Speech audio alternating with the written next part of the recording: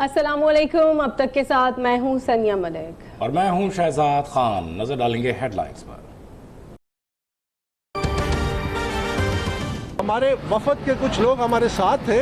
हम 1 दिसंबर पाकिस्तान तहरीक इंसाफ के मरकजी दफ्तर में गए। हमने कहा हमें वोटर लिस्ट दी जाए, हमने कहा हमें इलेक्शन के कवायद और ज़वाबित दिए जाए, हमने कहा कि हमें जो इलेक्शन का जो तरीक़ेकार है, जो वोटर लिस्ट है वो दी जाए। आप यकीन कीजिए उन्होंने बड़ी सच्चाई से कहा कि ये चीज़ एग्जिस्ट ही नहीं करती, ऐसी चीज़ मौजूद ही नहीं है, तो हम आपको कैसे दें। तहरीक इंसाफ के बानी रुकन अकबर एस बाबर ने पीटीआई इंट्रा पार्टी इंतखाबात चैलेंज कर दिए। इलेक्शन कमीशन में अपील दायर कर दी। इलेक्शन को फ्रॉड करार देते हुए मौक़िफ़ इख्तियार किया कि बेशतर अरकान को वोट डालने का हक नहीं दिया गया, नए इंतखाबात का हुक्म दिया जाए।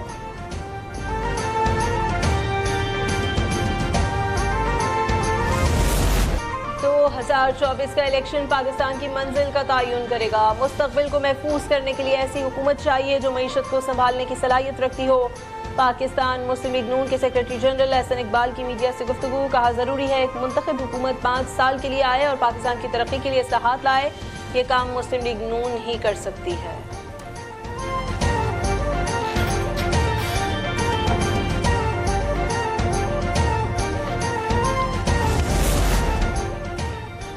हल्का बंदियों पर जिसे अदालत जाना है चला जाए, नून लीग के पास कोई रास्ता नहीं, इसलिए इत्तेहाद में शामिल हो रही है।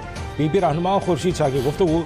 नासिर हुसैन शाह ने कहा कि सिंध में पीपल्स पार्टी मुखालिफ इत्तेहाद कोई नई बात नहीं, कोई भी सियासी जमात तन्हा पीपल्स पार्टी का मुकाबला नहीं कर सकती। इत्तेहाद और साजिशों के बावजूद पीपल्स पार्टी चारों सूबों में कामयाबी हासिल करेगी।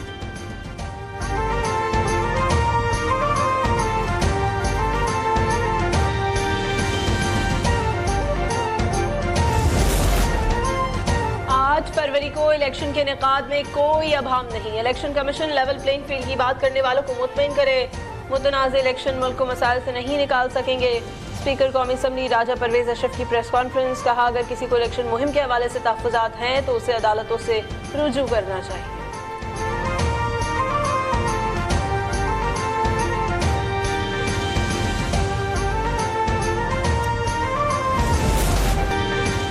गैस सारिफीन मजीद इजाफे के लिए हो जाएं तैयार। सुई नॉर्दर्न ने गैस मजीद 137.62% महंगी करने की दरख्वास्त दायर कर दी।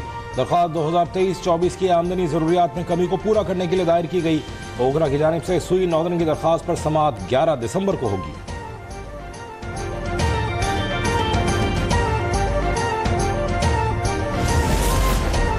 पाकिस्तान IMF से एक और प्रोग्राम लेगा। निगरां हुकूमत ने मुशावरत शुरू कर दी। मुंतखब हुकूमत को इख्तिदार में आते ही प्रोग्राम साइन करना होगा। वजारत खजाना ने इस इक़दाम को मईशत की मुकम्मल बहाली के लिए नागुज़ीर करार दे दिया।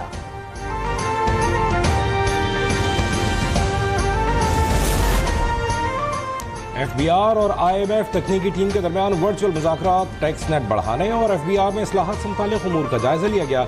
मुनाफा बख्श कारोबार पर टैक्सों के नफाज पर भी गौर।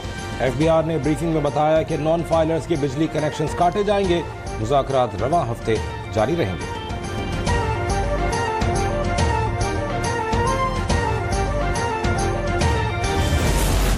जंगबंदी की बहाली, यरगमालियों और कैदियों की रिहाई के लिए कोशिशें जारी रहेंगी। खलीजी सरबराह इजलास के अख्ताम पर कतर ने वाज़ेह कर दिया। कहा फ़लस्तीनी अवाम के घुटने टेकने की कोशिश के लिए इमदाद न देने का इस्तेमाल नाकाबिल कबूल है।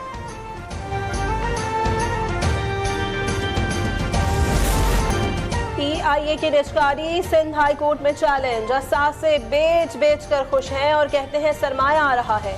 जब कंपनियां दिवालिया होती हैं उस वक्त भी लोग खुश होते हैं कि पैसा आ रहा है। ये सिलसिला न जाने कहां जाकर रुकेगा। चीफ जस्टिस अकील अब्बासी के रिमार्क्स। कहा बताया जाए PIA को तबाह होने से कैसे रोका जाए। अदालत ने फरीकैन को 21 दिसंबर के लिए नोटिस जारी कर दिए।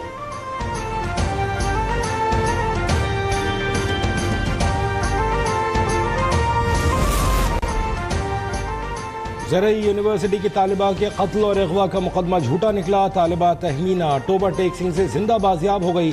पुलिस की इंक्वायरी रिपोर्ट में इंकशाफ। जिम्मेदारों के खिलाफ कार्रवाई की हिदायत।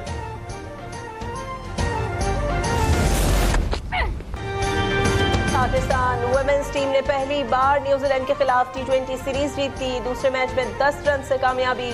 फातिमा सना के 3 शिकार, 32 रन की उम्दा इनिंग्स खेलने पर आलिया रियाज प्लेयर ऑफ द मैच करार।